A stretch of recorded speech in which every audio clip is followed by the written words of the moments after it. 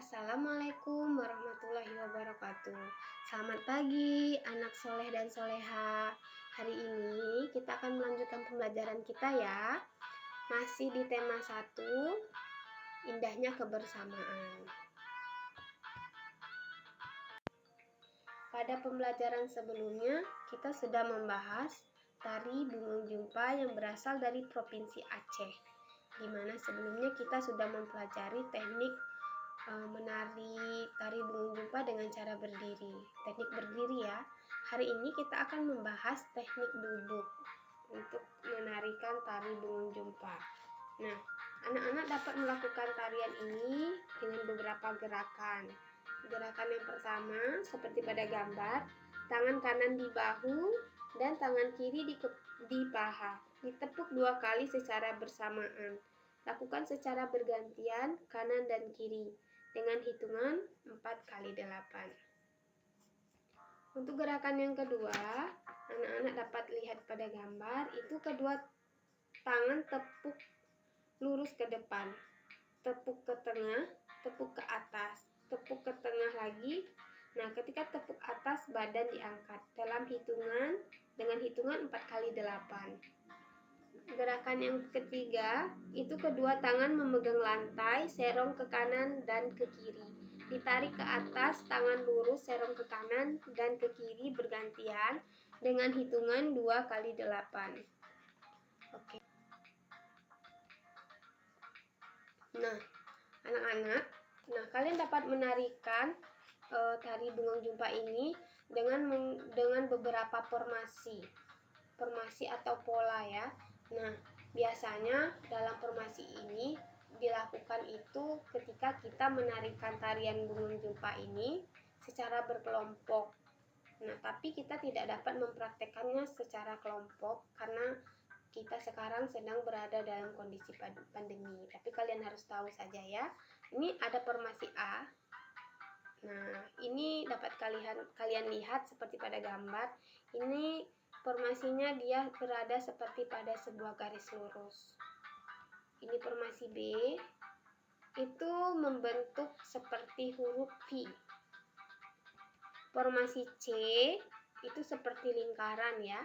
Terakhir formasi D, mereka membentuk formasi seperti huruf Z atau zigzag. Baiklah anak-anak, kalian nanti dapat menonton videonya tari bungung jumpa. Nah, ketika kalian menonton, kalian dapat melihat, dapat menilai bagaimana gerakan yang dilakukan pada tarian tersebut. Nah, ketika kalian menilai, itu artinya kalian melakukan sebuah apresiasi seni. Apa itu apresiasi seni? Kita lihat ya. Apresiasi seni adalah suatu penilaian terhadap suatu karya seni, mulai dari mengenali, menilai, dan menghargai makna atau nilai-nilai yang terkandung dalam karya seni tersebut. Nah, kita harus bersyukur kepada Tuhan. Mengapa? Karena kita bisa berlatih dan menampilkan tari bungung jumpa dengan baik. Nah, nanti kalian bisa berlatih sendiri di rumah dan silakan buat video tarian bungung jumpa versi kalian masing-masing di rumah. Nanti di akhir tema ini silakan kumpulkan videonya dengan ibu ya. Nah, ini sebagai bukti rasa syukur atas karunia Tuhan berupa keragaman. Nah, anak-anak, lanjutkan. Baiklah anak-anak, kita dapat melihat dan belajar keragaman itu dari teks berikut. Nanti akan ibu ceritakan. Ini ceritanya dapat kalian lihat di buku tema ya, ada di buku temanya. Judulnya Tong Sampah Gotong Royong. Oke, silakan simak ya. Ada yang berbeda setelah senam pagi pada hari Minggu. Warga berkumpul dengan berbagai peralatan dan perlengkapan di lapangan kampung. Beberapa drum kosong, bilah-bilah bambu, karung plastik bekas, dan ember bekas tersusun di pojok kiri lapangan. Di pojok lain terlihat tumpukan kaleng, cat, kuas, wadah cat, dan beberapa peralatan lain. Apa yang akan dikerjakan oleh warga hari ini? Pagi hari Pak Made dan keluarganya harus melakukan ibadah pagi terlebih dahulu di pura. Sementara itu, warga bekerja sejak pagi bergotong royong menyiapkan tempat sampah baru. Udin, Siti, dan Edo membantu Pak Ismail dan beberapa warga lain mengenyam bila-bila bambu menjadi keranjang sampah. Keranjang ini akan menjadi tempat sampah kebun seperti daun-daun kering, batang, dan buah yang berjatuhan di bawah pohon. Lani memilih untuk membantu warga yang memoleskan cat dasar putih. Ada juga warga yang menambal lubang-lubang di karung-karung plastik bekas agar nantinya bisa dipakai kembali menjadi tempat sampah kering. Kira-kira pukul 10 tepat, Pak Made, Dayu dan keluarganya sudah kembali dari kegiatan ibadah. Tong-tong sampah baru siap dihias. Pak Made, Ibu Made, dan Dayu berkeliling membuat pola hiasan di tempat-tempat sampah baru. Lani turut membantu Dayu. Setelahnya, warga bergotong royong mengecat dan memperindah hiasan tempat sampah. Sebelum matahari meninggi, sudah ada 12 tempat sampah baru yang dihasilkan warga secara bergotong royong. Drum bekas, ember bekas, karung plastik, keranjang anyam sudah berubah menjadi tempat sampah yang cantik. Nah, itulah anak-anak cerita tentang tong sampah gotong royong. Nah, ternyata dari cerita ini kita dapat mengambil pelajaran ya.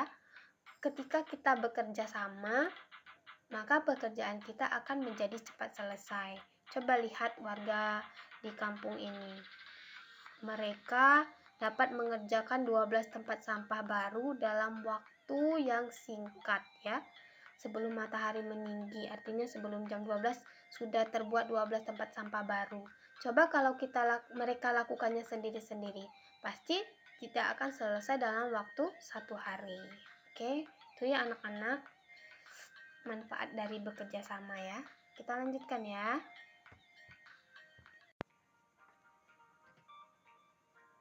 Bekerja sama harus kita lakukan dengan siapa saja tanpa melihat perbedaan suku bangsa, bahasa, budaya, bahkan agama. Agama di Indonesia ada banyak ya. Ada Islam, Katolik, Kristen Protestan, Buddha, Hindu, dan Konghucu. Perbedaan bukan penghalang buat kita semua untuk bekerja sama bahu-membahu mengerjakan pekerjaan yang harus dikerjakan bersama-sama supaya pekerjaan cepat selesai serta mempererat persatuan dan kesatuan. Nah, tadi kita sudah membaca teks gotong royong, tong sampah gotong royong ya. Nah, selain itu anak-anak ternyata tidak hanya bergotong royong dalam membuat kotak sampah atau pekerjaan lainnya ya, ternyata dalam membuat karya seni kita juga dapat melakukannya secara bergotong royong atau bersama-sama. Ini ada contoh teksnya ya. Nah, kalian bisa baca nanti sendiri di buku tema. Sekarang simak dulu, Ibu akan membacakannya. Judulnya Mozaik Kreasi Bersama.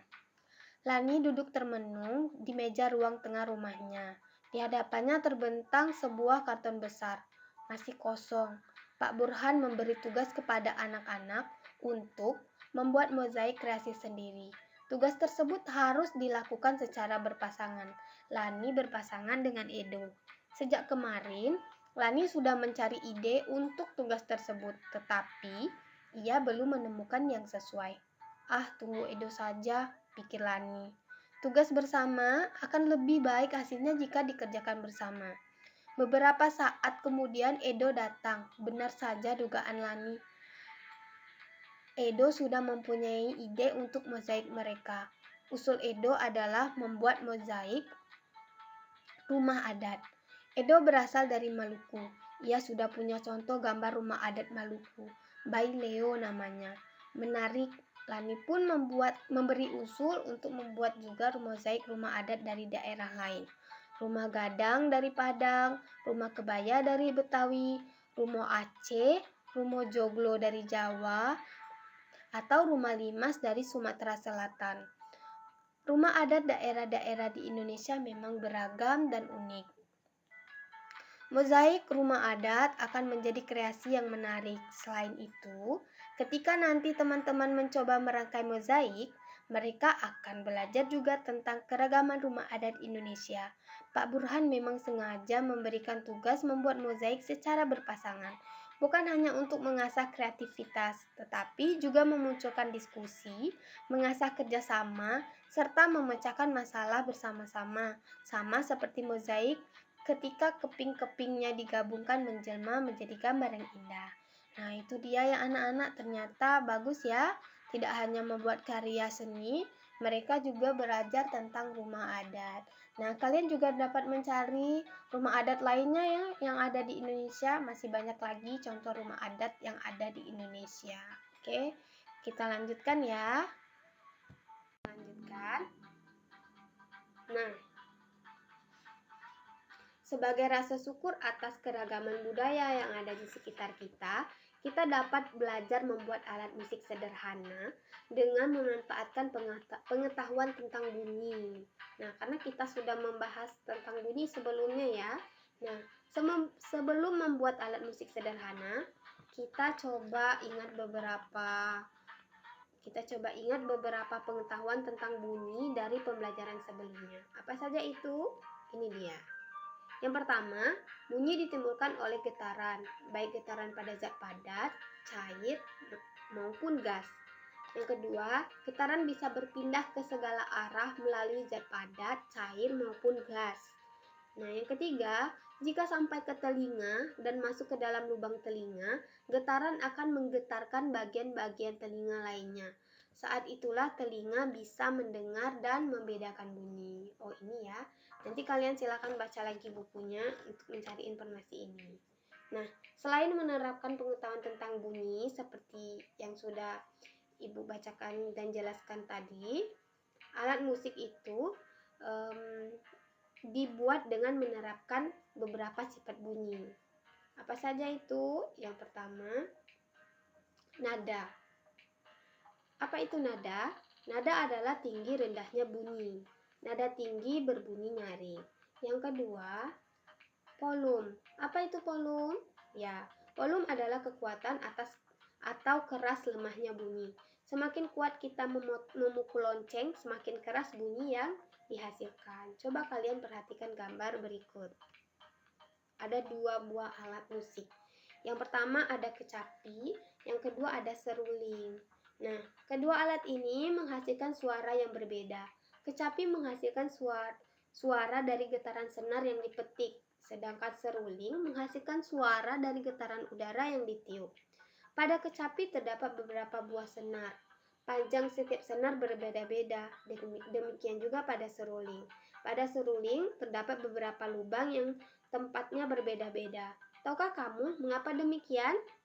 Nah, kalian bisa menjawab pertanyaan tadi, mengapa bisa seperti ini? Kalian dengan cara melakukan beberapa percobaan sederhana. Nanti akan Ibu siapkan percobaan langkah-langkah dan sebagainya.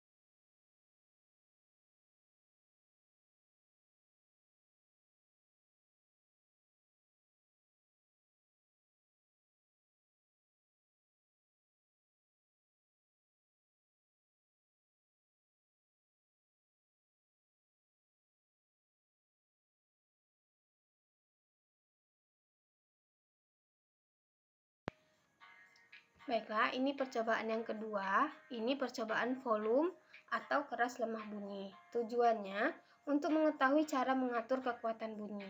Alatnya 3 utas benang kasur, paku, 3 klip kertas, 2 gelas plastik, dan air. Langkah kerja yang pertama, ikatkan setiap utas benang kasur pada klip kertas. Yang kedua, buatlah satu lubang di setiap dasar gelas plastik. Yang ketiga, pasang satu utas tali ke lubang di dasar masing-masing gelas. Klip kertas berada di bagian atas dalam gelas. Tali menggantung di bawah gelas. 4. Basahi jari-jarimu dengan air. Yang kelima, jepit tali dengan ibu jari, kemudian telunjuk. Gerakkan jarimu ke bawah.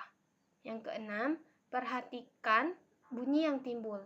Yang ketujuh, lakukan secara bergantian pada tali tanpa gelas, pada tali pada gelas plastik ukuran kecil, dan pada gelas plastik ukuran besar. Setelah ini kalian akan tahu apakah bunyi yang dihasilkan oleh ketiganya sama keras. Bunyi pada tali manakah yang paling keras? Nah, ini dapat kalian jawab ketika kalian sudah melakukan percobaan ini ya. Terima kasih atas perhatiannya. Semoga pembelajaran kita hari ini dapat dipahami dengan baik ya anak-anak. Nanti latihannya akan Ibu kirimkan di WA grup kelas kita. Tetap jaga kesehatan ya. Tetap semangat belajarnya di rumah walaupun kita tidak bertatap muka. Oke, sampai jumpa di video selanjutnya. Assalamualaikum warahmatullahi wabarakatuh.